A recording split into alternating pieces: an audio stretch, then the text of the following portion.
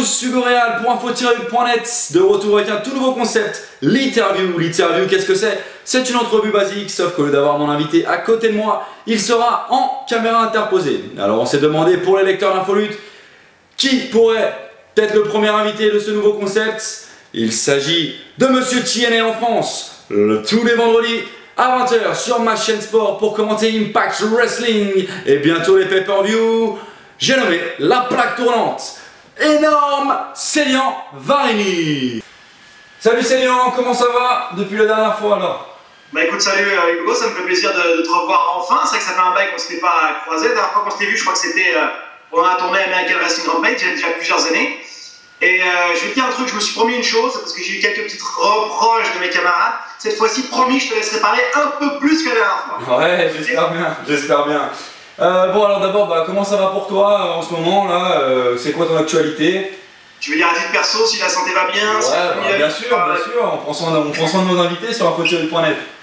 Bah écoute, tout va bien, en particulier en plus tu sais qu'en ce moment il se passe pas mal de choses entre ma chaîne sport et la TNA, et donc forcément ça me met du baume au cœur, donc je garde le sourire, la banane, et j'espère continuer à aller de l'avant un petit peu. Ouais, c'est clair, ma chaîne sport TNA, tu parles bien sûr de Slammiversary en direct de la nuit de dimanche à lundi. Et ouais.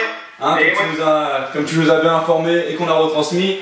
Là au bord du ring, pour la TNA, c'est un rêve qui se réalise pour toi. Écoute, c'est une grande première. Je vais t'avouer une chose, c'est que c'était un gros travail pour moi. C'est une idée que j'ai eue en fait depuis le mois de janvier dernier, lors de la tournée européenne en fait de la TNA. C'est quelque chose qu'on voulait vraiment faire, et j'en ai parlé en fait aux officiers de la TNA. Je pensais qu'ils seraient un petit peu réticents.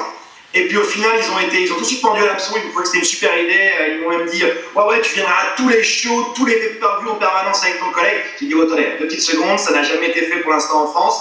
Je serais bien content de l'aventure une fois pour un événement exceptionnel comme le 11e anniversaire de la TNA, c'est l'anniversary. Je me suis dit pourquoi pas Boston. Ils ont dit oui, j'ai réussi à convaincre les gars de la TNA, de ma chaîne sport aussi. Et donc finalement l'aventure se passe quoi. Et c'est vrai que dans quelques jours seulement on sera à Boston. On a vu avec Grégory, les passeports sont prêts, le visa est prêt, on peut y aller.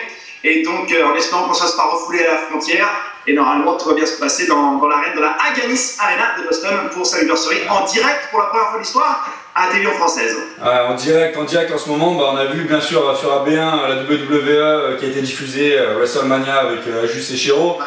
Qui ont diffusé, donc il y a des efforts de fait de la part de la télévision. Hugo, je t'arrête tout de suite, excuse-moi de t'interrompre, même si j'étais promis que je ne le ferai pas. C'est que même si j'ai lu quelques petites remarques sur internet, sachez que ça n'a absolument rien à voir. C'est pas parce que AB1 a commencé les directs que nous on prend derrière et tout ça. C'était un travail de longue haleine, moi j'y suis depuis janvier, donc on va dire que c'est uniquement un hasard du calendrier et rien d'autre. Ouais, c'est sûr, on n'en doute pas hein, avec les idées que tu as. C'est jamais sur internet, moi on lit beaucoup de choses sur internet. On lit beaucoup de choses sur internet. Non, mais justement, le fait que la WWE et TNA soient diffusées de nouveau en direct sur des chaînes qui sont accessibles, hein, même s'il faut les chercher un peu à droite à gauche, comme tu dis, c'est bon pour l'engouement du catch en France, ça, non? Bah écoute, il y a eu la folie catch, c'est vrai, pendant quelques années en France, jusqu'à 2010, un truc comme ça à peu près. Après, c'est vrai qu'il y a eu le vent qui est un petit peu redescendu, on va dire, l'engouement en général c'est un peu redescendu. Et puis là, on s'aperçoit qu'il se passe un truc. C'est vrai que les chaînes se bougent les fesses, c'est vrai que les fans quand sont présents, moi ils réagissent beaucoup sur tout ce qui est réseaux sociaux et tout. Le seul problème c'est que je leur dis voilà, si vous restez en vase clos, en réseau fermé, c'est pas comme ça que ça va marcher, il faut vraiment ne pas hésiter à faire passer le mot, il faut que les réseaux sociaux servent à ça, c'est-à-dire à faire passer les messages, à faire ce que l'engouement du catch soit vraiment pour tout le monde et partout. Et moi, en tant que fan devant l'éternel, évidemment, je ne peux être que content devant tout ce qui se passe, que ce soit avec la concurrence, que ce soit avec évidemment ma chaîne sport qui nous envoie aux États-Unis. Il faut que ça continue, et j'encourage évidemment tous les fans à regarder tout ce qui se fait en catch, à apprécier ce que vous appréciez, à ne pas aimer ce que vous n'aimez pas, ensuite de faire la part des choses. Moi, en tant que drogué catch jusqu'à la mort, évidemment, je regarde tout, parfois n'importe quoi. Ouais, c'est sûr, c'est sûr. Non, mais en tout cas, ce qui est sûr, c'est que c'est bon pour les fans en France et dans le monde entier que tout soit diffusé. Maintenant, en parlant de fans, toi, tu es le fan français du catch, je pense, de référence, et on a vu que tu es parti faire un chemin de croix là, pendant la semaine de WrestleMania en Amérique du Nord. Tu peux nous raconter un peu des souvenirs de ton passage, trucs qui t'ont marqué? Ouais, alors attends, c'est bien que tu fasses. D'abord, je m'arrête sur le terme fan. C'est vrai que moi, j'ai commencé en tant que fan, et en fait, quand j'étais un petit peu frustré, à la fin des années 80, il se passait pas grand chose en catch en France. c'est vrai que j'ai préféré passer de l'autre côté, on va dire. Et c'est là où j'ai commencé un petit peu à m'intéresser au business en général. Et donc, c'est vrai que j'ai été un petit peu touché à tout dans ce milieu pour m'arrêter sur le commentaire. Et je pense qu'on a trouvé une bonne dynamique. Et en particulier, la famille Machine Sport TNA fonctionne très bien. En particulier, le duo avec Grégory, on a mis longtemps à trouver, enfin, j'ai mis longtemps à trouver quelqu'un d'aussi bon. Au fil des années, à la TNA, j'ai commenté sur toutes les chaînes avec des commentateurs, certains bons, certains moins bons, certains même très très mauvais. Mais bon, au final, on a trouvé le bon duo et ça fonctionne bien. Tu me parlais de l'aventure américaine, ouais, c'est sûr. Écoute, chaque année maintenant, depuis 5-6 ans, je vais à WrestleMania. En général, je pars soit avec des collègues, soit avec des amis. Et on se fait une semaine aux États-Unis pour visiter la ville et pour ensuite aller voir les shows, que ce soit le show WrestleMania, que ce soit le Hall of Fame, que ce soit l'Euro du lendemain, mais aussi tous les shows satellites qu'il y a autour. Parce qu'il y a toujours la Ring of Honor, la Dragon Gate et d'autres fédérations qui viennent toujours se greffer en fait, à la semaine WrestleMania. Et pour moi, c'est une sorte de pèlerinage. En tant que fan, tu es obligé d'y aller. Tu rencontres déjà 1000 personnes par jour, des fans du monde entier. Tu te fais des amis, tu manges comme un fou parce que c'est l'Amérique. Tu vois des trucs incroyables et tu vois en plus du bon catch et devant du public en folie. Donc non, bien évidemment, j'encourage tous les fans de catch même si financièrement parfois c'est un peu dur, se serrer la ceinture et pour tenter l'aventure le week-end à la semaine pendant sa vie. Ouais, ça c'est sûr. Et donc tu me demandais, je n'ai pas seulement profité de ce voyage pour aller à New York, mais j'en ai aussi profité pour aller à Québec, à Montréal, parce que c'est pas très très loin. Et en fait, je suis allé voir mon ami Marc Blondin, comme tu le sais, qui est le co-commentateur de la TNA en langue québécoise.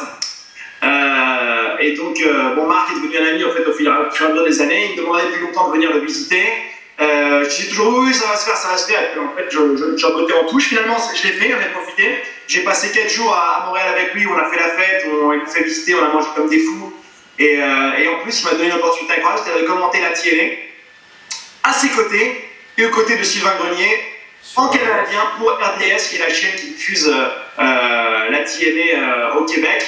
Et donc, ça a été une expérience incroyable, même si je me suis fait un peu taquiner, parce que tu sais, les accents. Nous les Français, on se moque de l'accent des Québécois, mais sache que ça marche dans l'autre sens aussi. Hein. Ils se moquent un peu. J'ai connu ça dans mon voyage à Montréal il y a 2-3 ans, pas de soucis. Je me suis senti un petit peu seul, mais ça faisait partie du fun, donc j'ai accepté les règles du jeu. Ouais, bah justement, tu parlais de ta rencontre avec Marc Blondin, enfin que tu connaissais déjà d'avant, mais que ta rencontre au Québec. On en a vu une petite partie là où vous avez fait un petit meeting Top of the World avec Jason Decoto, notre boss, sur infotirel.net. T'as un petit mot pour lui, non? Bah écoute, Jason Decoto, ça a été un hôte absolument incroyable. Pareil, un même système, ça fait longtemps que je le parle sur internet. Il a beaucoup aidé pour faire la promotion de la TNA, de Machine Sport et de tout ce qui se fait en France. En plus, il a le site qui est le plus vu, d'après ce que je comprends, en langage francophone. Donc on peut dire que tout ce qu'il dit, enfin tout ce qu'il poste, ça a souvent une portée absolument incroyable. Je le remercie évidemment pour tout le travail qu'il fait. Et je le remercie aussi pour tout ce qu'il a pu me faire vivre là-bas à Montréal. Ça a été super de pouvoir le rencontrer en vrai pour une fois. Et donc voilà, donc c'est vrai que moi je suis toujours content de pouvoir rencontrer des personnages comme lui à travers le monde. Ouais, puis je sais pas si tu es au courant, mais là il y a un gang des Season Ace chapitre du Québec qui est en train de se former. Et justement, j'ai suivi ça sur internet.